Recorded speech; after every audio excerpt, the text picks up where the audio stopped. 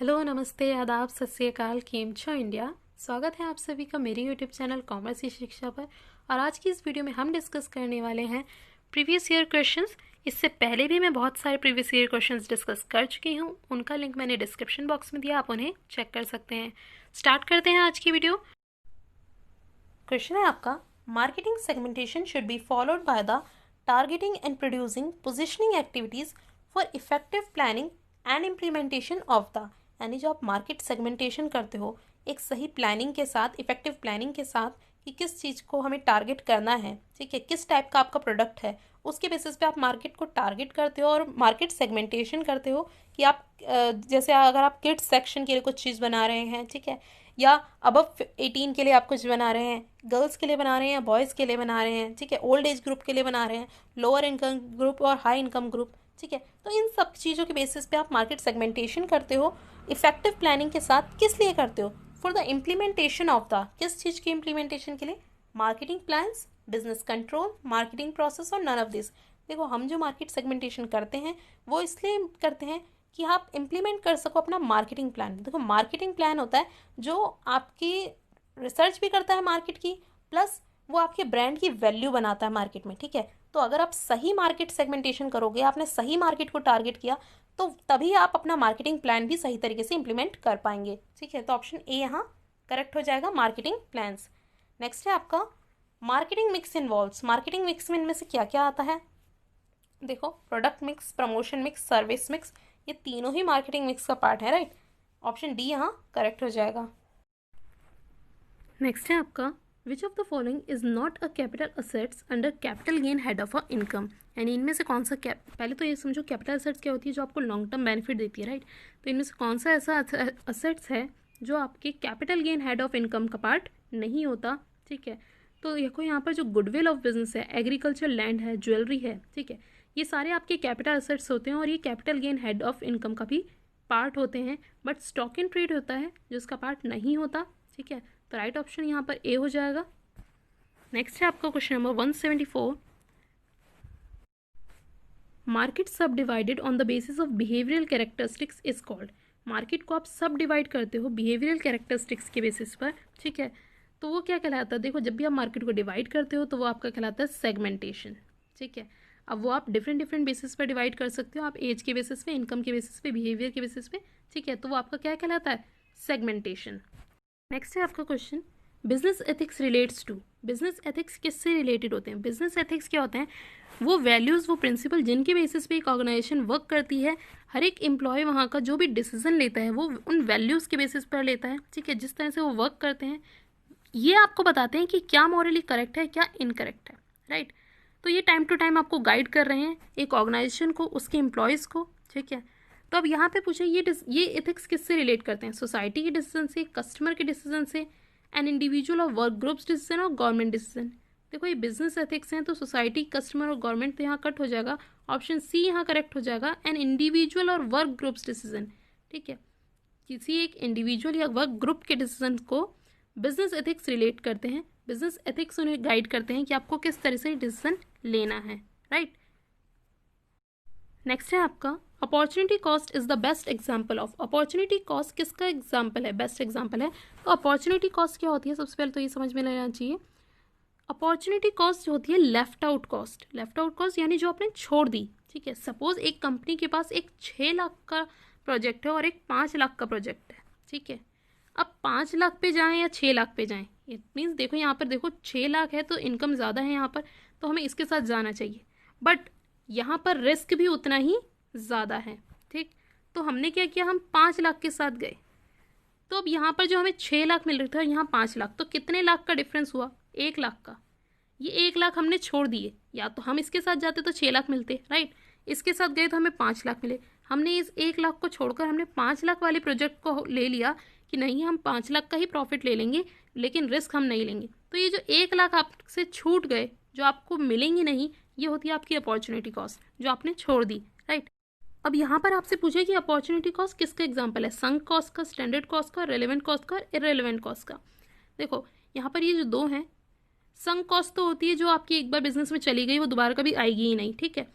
Relevant cost होती है जो एक डिसीजन लेते वक्त रेलेवेंट होती है, ठीक है, कि अभी कभी अब अगर हमें डिसीजन लेना है तो वो कॉस्ट आपको अफेक्ट कर सकती है, उस डिसीजन को चेंज कर सकती हो। इररिलेवेंट कॉस्ट जो उसको चेंज नहीं कर सकती, राइट।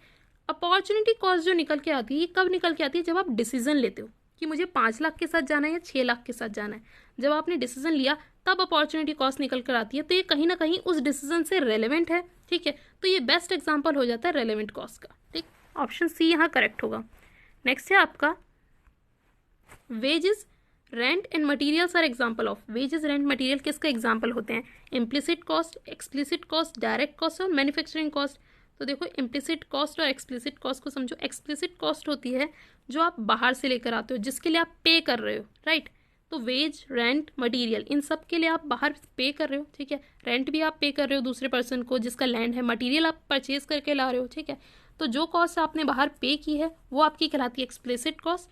तो वेज, रेंट, मटेरियल आपके एक्सप्लिसिट कॉस्ट का पार्ट है, राइट। नेक्स्ट है आपका